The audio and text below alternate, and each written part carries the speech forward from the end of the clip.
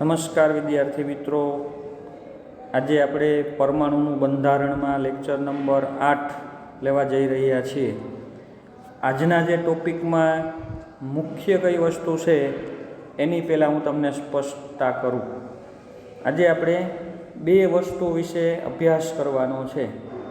એક વિકિરણ અને બીજું દ્રવ્ય અથવા તો કોઈ એક કણ. બરાબર, આ બે વિશેનો આજે આપણે અભ્યાસ કરવાનો છે. હવે તમને ખબર છે, કોઈ પણ વિકિરણ હોય, દાખલા તરીકે પ્રકાશનું વિકિરણ છે, તો એ ગતિ કઈ રીતે કરશે? તો આ રીતે એના દોલનો છે એ થતા હોય, આ રીતે વિકિરણ છે એ ગતિ કરે છે. કણ, કોઈ દ્રવ્ય, દાખલા તરીકે બંદૂકમાંથી છૂટેલી ગોળી. ધારો કે આ બંદૂકમાંથી છૂટેલી ગોળી છે, તો એ કઈ રીતે ગતિ કરશે? તો એ તો આમ સીધી રેખામાં જશે. સામાન્ય રીતે આપણે એવું સમજીએ ને, બરાબર. કણ છે એ કઈ રીતે ગતિ કરશે? તો સીધી રેખામાં ગતિ કરશે. વિકિરણ છે, વિકિરણ, એ કેવું વિકિરણ છે એ જોવું હોય તો એની તરંગ લંબાઈ જોવી પડે. તરંગ લંબાઈ એટલે વિકિરણ કોઈ હોય તો એ કેવું છે એ જાણવું હોય તો અહીંથી અહીંયા સુધીનું અંતર એટલે એની તરંગ લંબાઈ લેમ્બડા. બરાબર. એવી રીતે કોઈ કણ, ગતિ કરતું કણ છે, એ કેટલું અંતર કાપશે, ક્યાં જશે, એની સ્થિતિ શું છે, એની ઉર્જા કેટલી છે એ જાણવું હોય તો એનું વેગમાન એ જોવું પડે. વેગમાન એટલે એનું દળ અને એના વેગ એ બેયનો ગુણાકાર. તો ખાસ વિદ્યાર્થી મિત્રો તમારે જોવાનું છે કે વિકિરણ સાથે તરંગ લંબાઈ અગત્યની છે અને કોઈ ગતિ કરતા કણ માટે વેગમાન અગત્યનું છે. બરાબર. તો બે વસ્તુ ખાસ યાદ રાખવાની છે. કઈ? વિકિરણ સાથે તરંગ લંબાઈ સંકળાયેલી છે.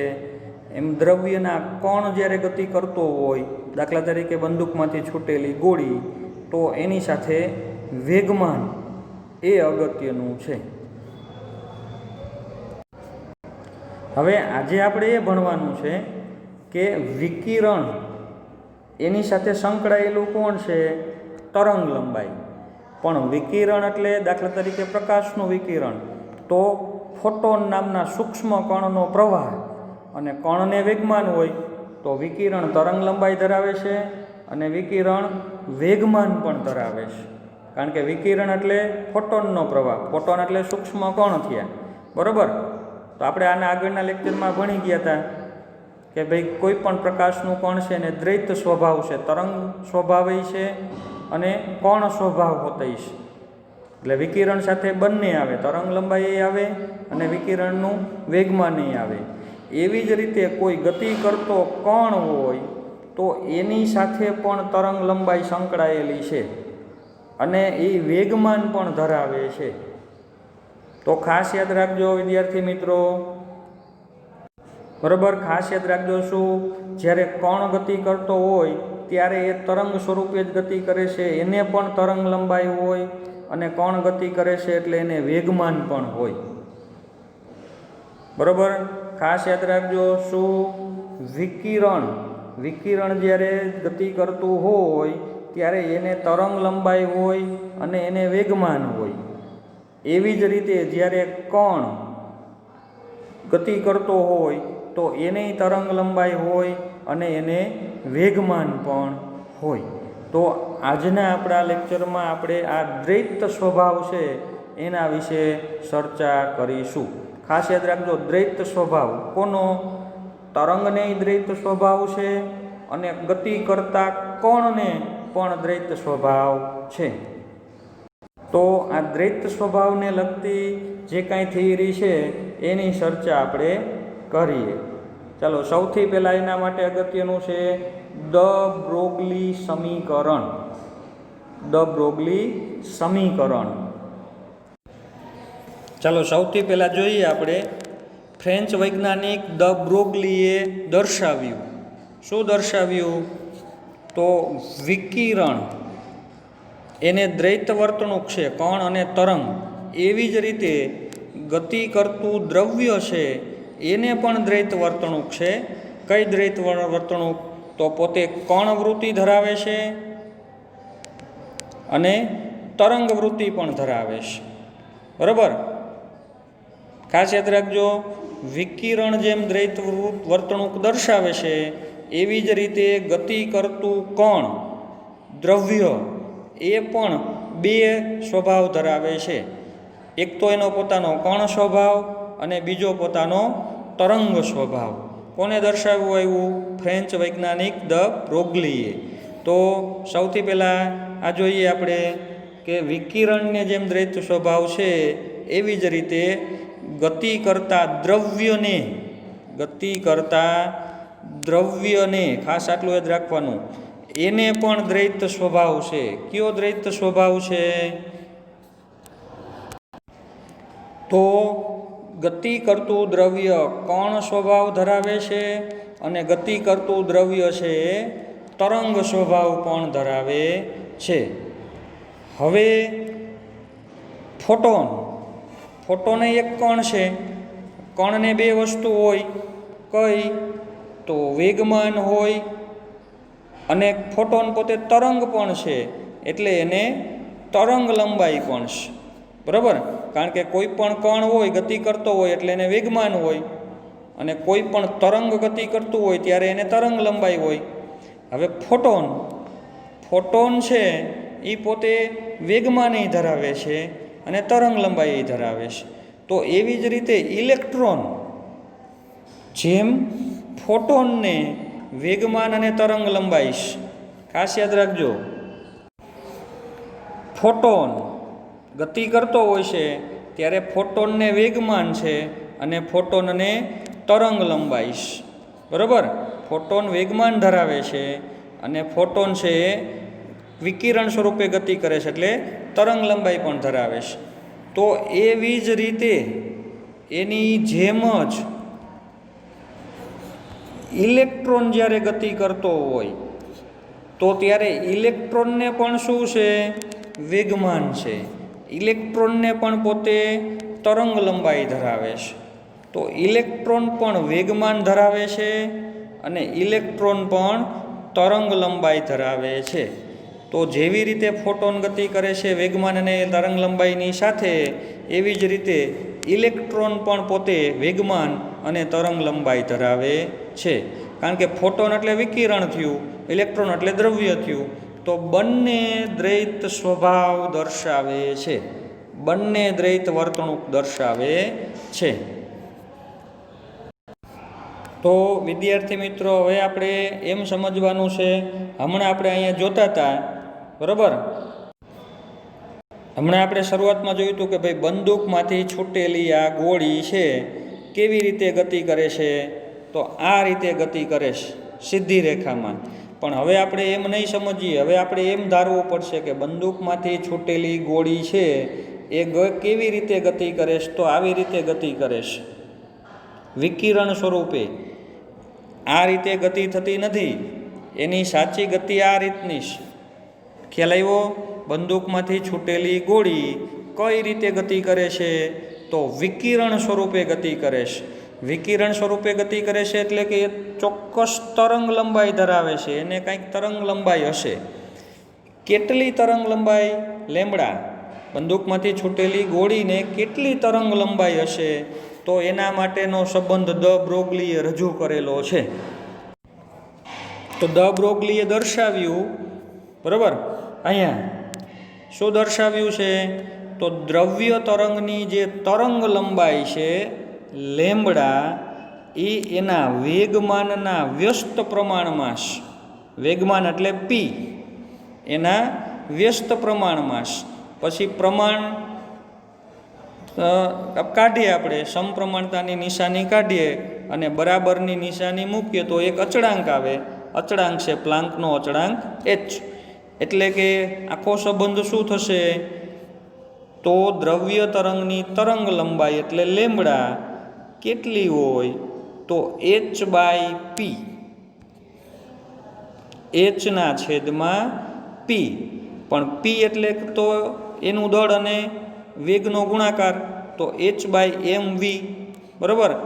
h એટલે પ્લાન્કનો અચળાંક છે, m એટલે દળ દ્રવ્યનું, અને v એટલે એનો વેગ.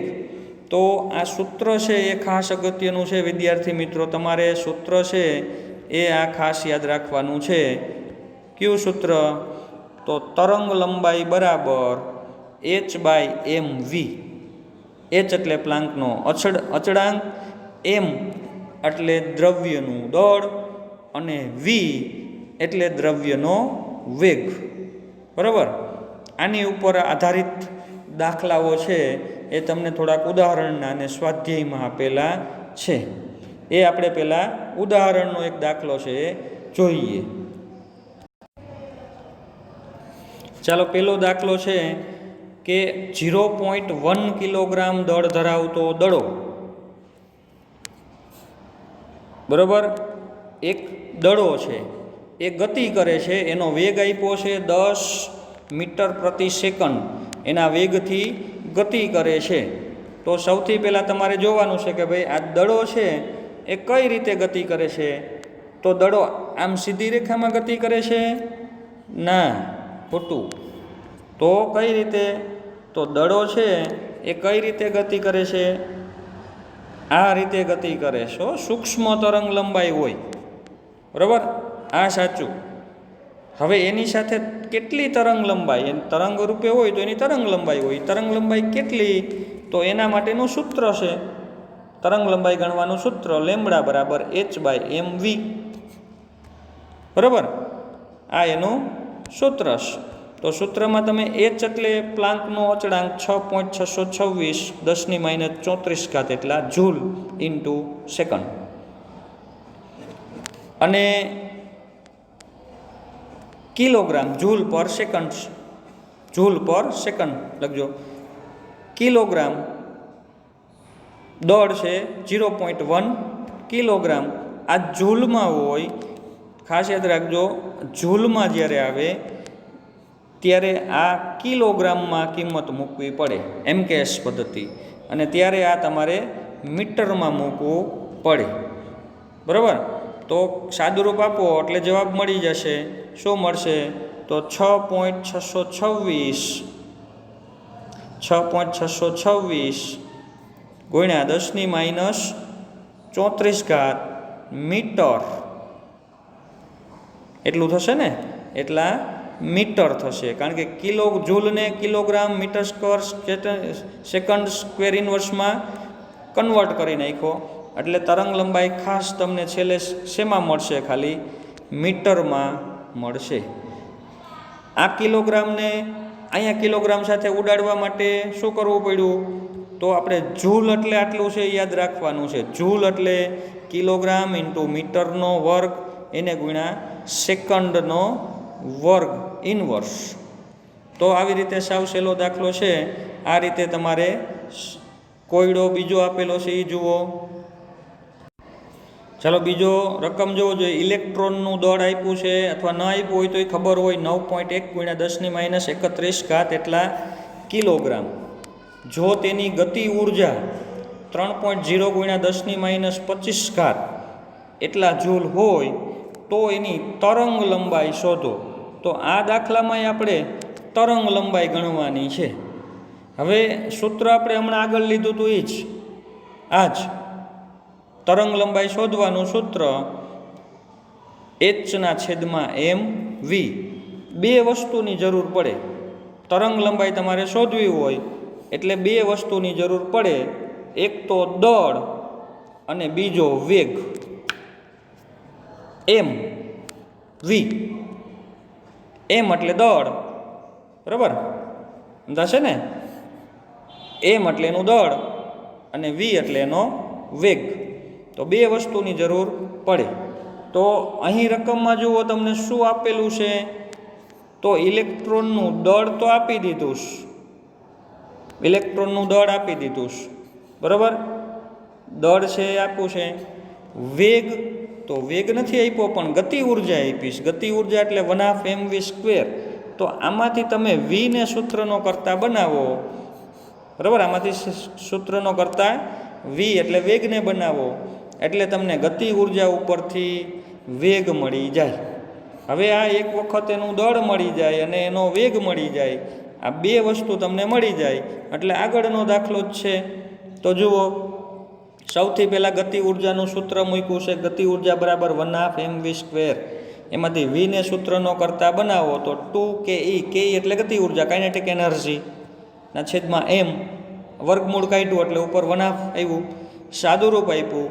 તો તમને એનો વેગ શું માલુમ પડ્યો? વેગ v બરાબર શું થયું? તો 812 મીટર પ્રતિ સેકન્ડ. હવે તમે કિંમત મૂકી દો, બરાબર, અહીં સુધારજો, અહીં વી નહીં પણ અહીં લેમડા. તો લેમડા બરાબર h/mv. h એટલે પ્લાન્કનો અચળાંક, m એટલે ઇલેક્ટ્રોનનું દળ, આટલું મૂક્યું. 9.1 × 10⁻31.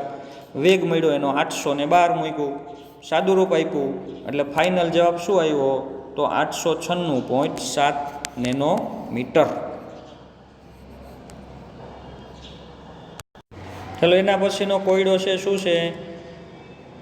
3.6 એંગસ્ટ્રોમ તરંગ લંબાઈ ધરાવતા ફોટોનનું દળ ગણો. અહીં ઉલટું, અહીં તમને તરંગ લંબાઈ આપી દીધી છે ને દળ ગણવાનું. તો સૂત્ર તો આપણે મૂકતા હતા એ જ કે ભાઈ તરંગ લંબાઈ બરાબર h/mv. v એટલે વેગ, બરાબર, પણ અહીં આપણે એમને સૂત્રનો કરતા બનાવવાનો છે. એમને સૂત્રનો કરતા બનાવો તો m બરાબર h/, લેમડા એના છેદમાં વહી જશે, લેમડા v. તો આ સૂત્રનો ઉપયોગ કરેલો છે, જુઓ અહીં, દળ બરાબર h/, લેમડા v. હવે એમાં કિંમતો મૂકો બધી, જુઓ. સૌથી પહેલાં h એટલે પ્લાન્કનો અચળાંક, લેમડા એટલે એની તરંગ લંબાઈ તમારે મીટરમાં કન્વર્ટ કરી નાખવાની છે, આ એની તરંગ લંબાઈ મૂકી દીધી. અને વી એટલે, ચાલો, વી એટલે 3 × 10⁸ મીટર પ્રતિ સેકન્ડ. તમને પ્રશ્ન થાય કે આ વીનું મૂલ્ય તો રકમમાં આપેલું જ નથી, વેગ, તો વેગ કેવી રીતે મૂકી દીધો? બરાબર, રકમમાં તો ક્યાંય વેગ આપેલો નથી, તો અહીં વેગની કિંમત 3 × 10⁸ મીટર પ્રતિ સેકન્ડ કેમ મૂક્યું? તો ફોટોન, ફોટોન એટલે પ્રકાશ, પ્રકાશનો કણ છે. પ્રકાશનો વેગ તો તમને ખબર હોય, પ્રકાશનો વેગ c બરાબર કેટલો? તો 3 લાખ કિલોમીટર, બરાબર ને? તો અહીં વેગ એટલે પ્રકાશનો વેગ છે, ફોટોનનો વેગ કહે કે પ્રકાશનો વેગ કહે, 3 × 10⁸ મીટર. તો આ રીતે બધી કિંમત છે મૂકવામાં આવે, બરાબર, એટલે તમને ફાઇનલ ફોટોનનું દળ માલુમ પડશે 6.135 × 10⁻29 એટલા કિલોગ્રામ. એકમમાં ખાસ તમારે ધ્યાન રાખવાની છે. h એટલે જૂલમાં મૂકવો પડે, લેમડા એટલે તરંગ લંબાઈ મીટરમાં મૂકવું પડે, અને v એટલે વેગ એ મીટર પ્રતિ સેકન્ડમાં મૂકવું પડે. તો એકમ ખાસ અગત્યના છે આમાં, અને પછી સાદુરૂપ છે એ તમારે આપવાનું થશે. તો વિદ્યાર્થી મિત્રો, આ જે સૂત્ર છે એ ખાસ અગત્યનું છે, બરાબર, કે કોઈ ગતિ કરતું દ્રવ્ય છે તો એની તરંગ લંબાઈ કેટલી? ખૂબ જ નાની હોય, કેટલી? તો h/mv. આ સૂત્રની મદદથી તમારે તરંગ લંબાઈ શોધવાની થશે. ધારો કે તમને તરંગ લંબાઈ આપી દીધી હોય ને દળ પૂછે, તો એમને સૂત્રનો કરતા બનાવવાનો, m બરાબર h/λv. ધારો કે તમને દળ આપી દે, તરંગ લંબાઈ આપી દે અને વેગ કેટલો એ પૂછો, તો વેગને સૂત્રનો કરતા બનાવવાનો, વેગ બરાબર h/λm, બરાબર. પણ મૂળ સૂત્ર શું થશે? તો આ લેમડા બરાબર h/mv. આ સૂત્રની મદદથી તમે દાખલા છે સરળતાથી ગણી શકશો. તો વિદ્યાર્થી મિત્રો ખાસ યાદ રાખવાનું છે કે ભાઈ ગતિ કરતું કોઈ જે આ કણ છે એ આવી રીતે સીધી રેખામાં ગતિ કરે છે. આમ બતાવું ભાઈ આ રીતે એની ગતિ થાય છે તો ના. તો એની ગતિ કઈ રીતે થાય છે? તો એની ગતિ છે એ તરંગ સ્વરૂપે થાય છે. બરાબર, આ રીતે કોઈ પદાર્થ છે એ ગતિ કરે છે. હવે જો કોઈ પદાર્થ સીધી રેખામાં ગતિ કરતો હોય તો એનો વેગ જાણતા હોઈએ તો એ કોઈ ચોક્કસ સમયે ક્યાં હશે, ધારો કે અહીંયા છે અથવા તો અહીંયા છે, એનું ચોક્કસ સ્થાન આપણે જાણી શકીએ. પણ જો કોઈ પદાર્થ છે એ વિકિરણ સ્વરૂપે તરંગ લંબાઈ સાથે ગતિ કરતો હોય તો એ કોઈ ચોક્કસ સમયે અહીંયા છે કે આ જગ્યા ઉપર છે એ આપણે જાણી શકીએ નહીં. એટલે કે એનું સ્થાન નક્કી કરવું હોય તો આમાં ડેલ્ટા એક્સ જેટલો તફાવત આવે. આમાં તફાવત ન આવે, સીધી રેખામાં ગતિ કરતો હોય તો એનું ચોક્કસ સ્થાન છે આપણે નક્કી કરી શકીએ કે ભાઈ આટલા સમયે આ જગ્યા ઉપર હશે. પણ વિકિરણ સ્વરૂપે ગતિ કરે છે તો એ પદાર્થ છે એ ધારો કે અહીં પહોંચેલો છે, આટલો ઉપર છે કે આટલો ઉપર છે, બરાબર, એક્ઝેક્ટ એ આ સ્થાને છે, આ સ્થાને છે કે અહીંયા ઉપર છે, ક્યાં છે એ એક્ઝેક્ટ એનું સ્થાન નક્કી કરી શકાતું નથી. એટલે કે એમાં તફાવત હોય, એના સ્થાનમાં કેટલો હોય તો એક્સ જેટલો એમાં તફાવત હોય છે. તો આને સંબંધિત આપણે આના પછીની જે થિયરી છે એ જોઈશું. કોઈ પણ ગતિ કરતો સૂક્ષ્મ કણ એનું ચોક્કસ સ્થાન કેટલું તો એ કહી શકાય નહીં. બરાબર, તો એને લગતી થિયરી છે એ આપણે આના પછી સમજીએ. ચાલો, તો આ જે અનિશ્ચિતતા છે એને લગતો સિદ્ધાંત છે હાઇઝનબર્ગનો અનિશ્ચિતતાનો સિદ્ધાંત. અનિશ્ચિતતા ક્યાં છે, કઈ બાબતમાં અનિશ્ચિતતા છે, અચોક્કસપણું છે? તો ગતિ કરતા ઇલેક્ટ્રોનનું ચોક્કસ સ્થાન ન માપી શકાય. કદાચ ચોક્કસ સ્થાન માપવા જાય તો એનો વેગમાન એટલે કે એનો વેગ એ ન માપી શકાય. બંને એક સાથે ચોક્કસ નક્કી કરવાનું અશક્ય છે.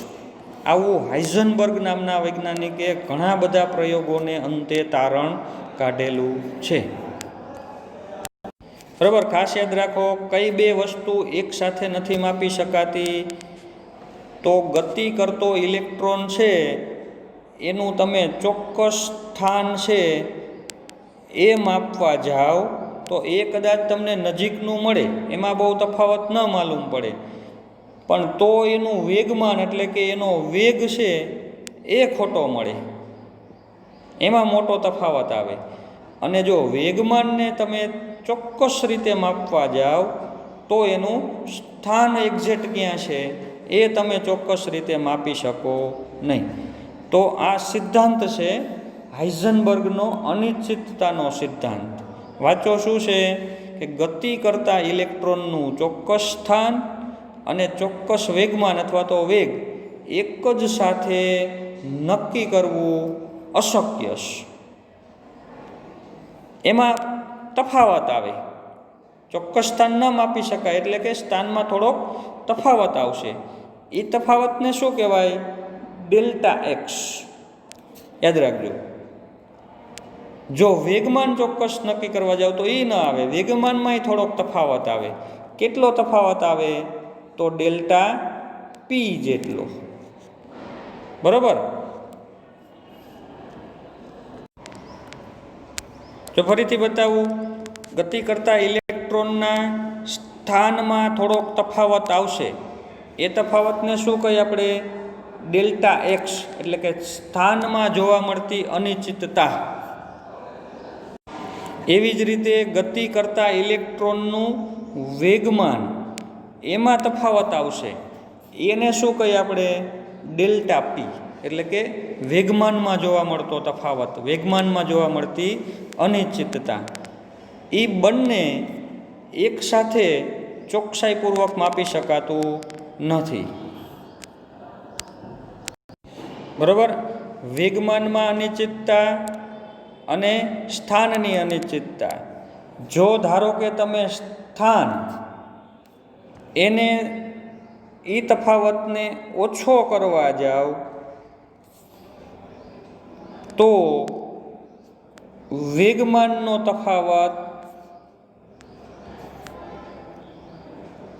વધી જાય, અને જો વેગમાનનો તફાવત છે એને ઓછો કરવા જાઓ તો સ્થાનનો તફાવત વધી જાય.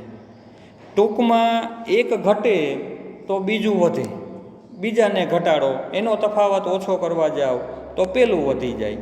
સરવાળે શું થશે તો બંનેનો ગુણાકાર એટલે delta x into delta P એ અચળ જેવો આવે. એ અચળને શું કહેવાય? h/4π જેટલો આવે. આ કેમ એટલો આવે? તો એ હાઇઝનબર્ગે ઘણા બધા પ્રયોગોને અંતે, એના પ્રાયોગિક પરિણામોને અંતે દર્શાવ્યું કે આ બંનેનો ગુણાકાર, સ્થાનમાં અનિશ્ચિતતા અને વેગમાનમાં અનિશ્ચિતતા, એનો ગુણાકાર એ h/4π, h/4π એના જેટલો હોય અથવા એનાથી થોડોક વધારે હોય. એટલે એને શું બતાવ્યું? Greater or equal. એટલે કા એનાથી થોડોક વધારે હોય અને કા પછી એના જેટલો હોય. બરાબર. હવે ડેલ્ટા પી એટલે તો પી એટલે વેગમાન, વેગમાન એટલે તો દળ અને વેગનો ગુણાકાર. તો ડેલ્ટા પી બરાબર તો શું થાય? ડેલ્ટા એમ વી. એમ એટલે ઇલેક્ટ્રોનનું દળ ન બદલાય, વેગ બદલાય. દળ તો અચળ છે, તો એ અચળ એને તમે અહીંયા છેદમાં મૂકી દો. બરાબર. તો ખાલી ફાઇનલ સૂત્ર શું વધશે? તો delta x into delta v, delta x એને ગુણ્યા ડેલ્ટા વી એટલે વેગમાં જોવા મળતો તફાવત બરાબર કેટલો હોય? તો h/4π. તો વિદ્યાર્થી મિત્રો, તમારે આ સૂત્ર છે એ યાદ રાખવાનું છે. ડેલ્ટા એક્સ એને ગુણ્યા ડેલ્ટા વી બરાબર. હવે તમારે બરાબરની નિશાની લઈ લેવાની. અહીંયા ગ્રેટર ઓર ઇક્વલ લેતા હતા, પણ દાખલો ગણતી વખતે આપણે એને શું લઈ લેવાનું છે? બરાબરની નિશાની લઈ લેવાની છે. કેટલું હોય આ બંનેનો ગુણાકાર? તો h/4π ગુણ્યા m જેટલું હોય. અનિશ્ચિતતાનો આ સિદ્ધાંત છેલ્લે એક ચોખવટ કરેલી છે. કોને લાગુ પાડી શકાય? તો સૂક્ષ્મદર્શીય પદાર્થો, એટલે બહુ નાના નાના ઇલેક્ટ્રોન જેવા સૂક્ષ્મ પદાર્થો હોય એને આ તફાવત છે, આ સૂત્ર લાગુ પાડી શકાય. મોટા પદાર્થો જે છે સ્થૂળદર્શીય, એટલે ક્રિકેટનો બોલ ગતિ કરે છે અથવા તો બંદૂકમાંથી નીકળેલી ગોળી ગતિ કરે છે, એવા મોટા પદાર્થોને આ વસ્તુ કંઈ લાગુ પાડી શકાય નહીં. મેં હમણાં તમને ઉદાહરણમાં સમજવા માટે કીધું હતું કે ભાઈ બંદૂકની ગોળી છે, તો બંદૂકની ગોળી છે એ હકીકતમાં આવી રીતે આમ ગતિ કરે છે, પણ એ અવગણી શકાય એવી હોય. ગતિ તો એની સીધી જ દેખાતી હોય આપણને આમ, બરાબર. પણ આપણે સમજવા માટે એનું સૂત્ર તારવીએ કે ગતિ છે એ સીધી જ કરે છે, પણ એની સાથે તરંગ લંબાઈ સંકળાયેલી હોય એવી સૂક્ષ્મ ગતિ એની આમ થતી હોય કે એ જનરલી આપણને સીધું જ દેખાય. બરાબર. તો આ સૂત્ર છે એ સૂક્ષ્મદર્શીય પદાર્થોને લાગુ પડે છે. મોટા જે પદાર્થો ગતિ કરે છે, ક્રિકેટનો બોલ છે, બંદૂકની ગોળી છે, એવા સ્થૂળદર્શીય એટલે મોટા પદાર્થોને આ સિદ્ધાંત લાગુ પાડી શકાય નહીં. તો વિદ્યાર્થી મિત્રો, તમારે બે સૂત્ર ખાસ યાદ રાખવાના છે. એક હમણાં આપણે જે અહીંયા લીધું હતું એ, બરાબર, આ દાખલાઓ ગણ્યા એ કયું સૂત્ર? તો આ ગતિ કરતો કોઈ કણ છે તો એની તરંગ લંબાઈ કેટલી? તો h/mv જેટલી. એક આ ખાસ શું દર્શાવે? આ તરંગ લંબાઈ દર્શાવે છે, બરાબર. અને બીજું સૂત્ર આપણે આ મૂક્યું અહીં, હમણાં એની ચર્ચા કરી. એ કયું સૂત્ર છે? તો એના સ્થાનની અનિશ્ચિતતા ગુણ્યા એના વેગની અનિશ્ચિતતા h/4π એને ગુણ્યા m જેટલી હોય.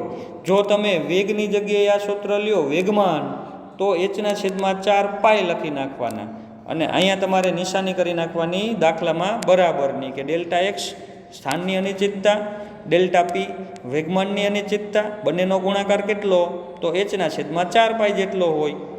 બરાબર. તો આ સૂત્રનો ઉપયોગ કરીને સ્વાધ્યાય પેલા કોયડા થોડાક આપેલા છે એ જોઈએ, પછી સ્વાધ્યાયના દાખલાઓ છે એ તમારે ગણવાના છે. ચાલો, કોયડો આપેલો છે 2.15 કે સૂક્ષ્મદર્શક યંત્રનો ઉપયોગ કરીને યોગ્ય ફોટોનની મદદથી પરમાણુમાં ઇલેક્ટ્રોનનું સ્થાન નક્કી કરવામાં આવ્યું, તો એમાં અનિશ્ચિતતા આવી 0.1 એંગસ્ટ્રોમની અનિશ્ચિતતા આવી, સ્થાનમાં અનિશ્ચિતતા મળી 0.1 એંગસ્ટ્રોમ જેટલી અનિશ્ચિતતા જાણવા મળી.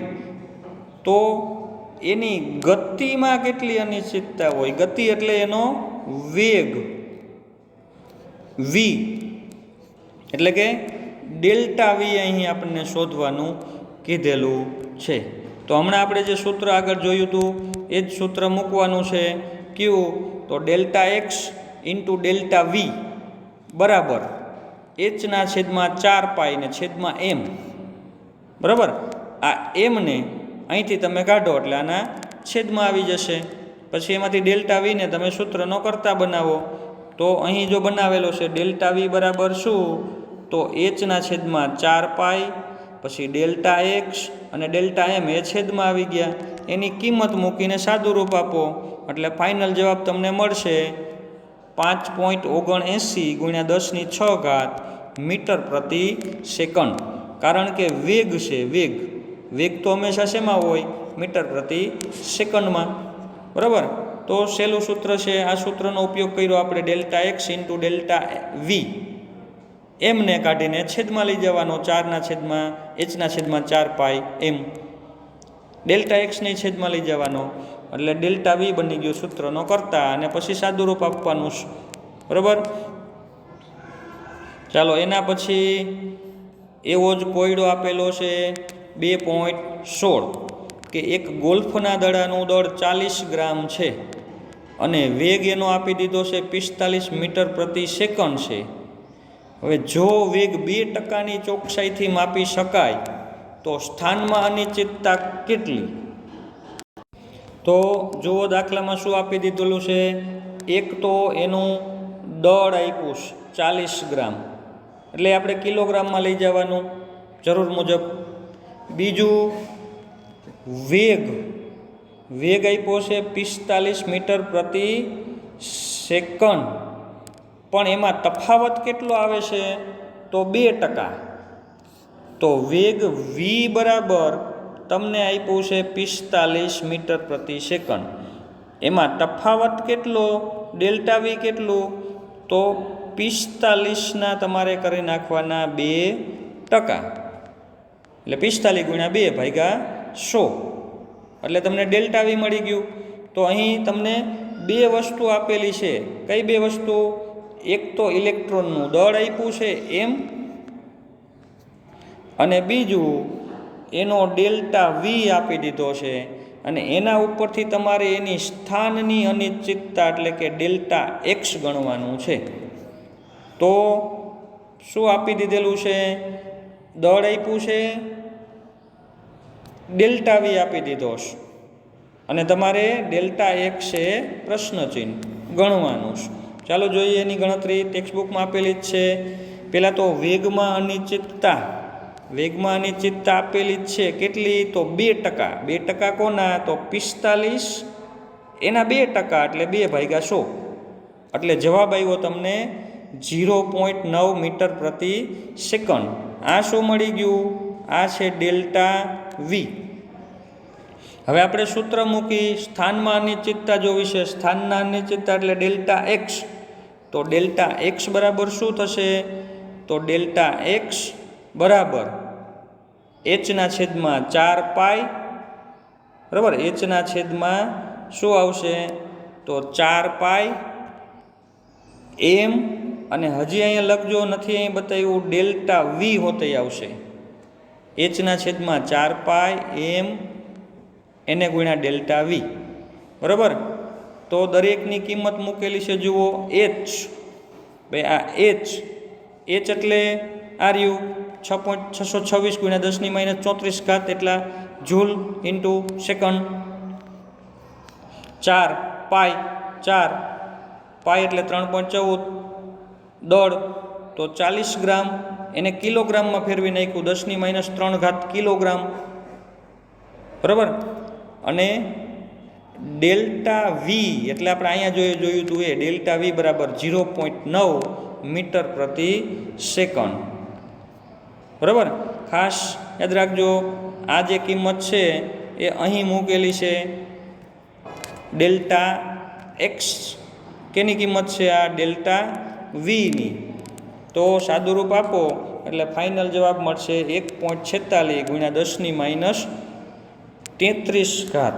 હવે 10⁻33 આવી જુઓ એટલે ખૂબ સૂક્ષ્મ મૂલ્ય થયું.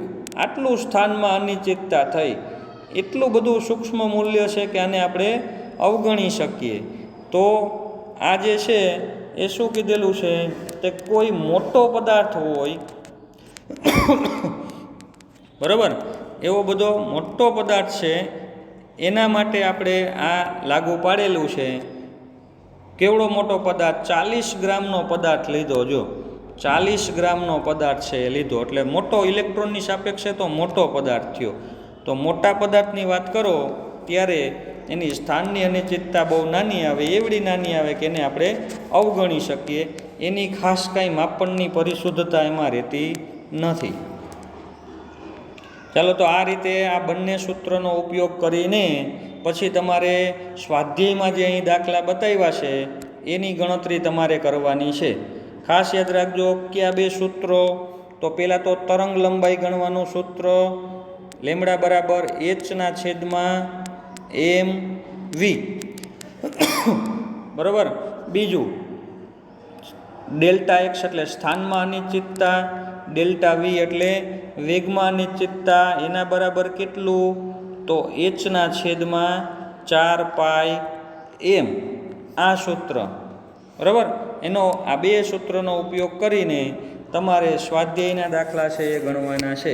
ખૂબ જ સરળ દાખલાઓ છે સ્વાધ્યાયના 20મો, 21મો, પછી 57, 58, 59, 60 અને 61.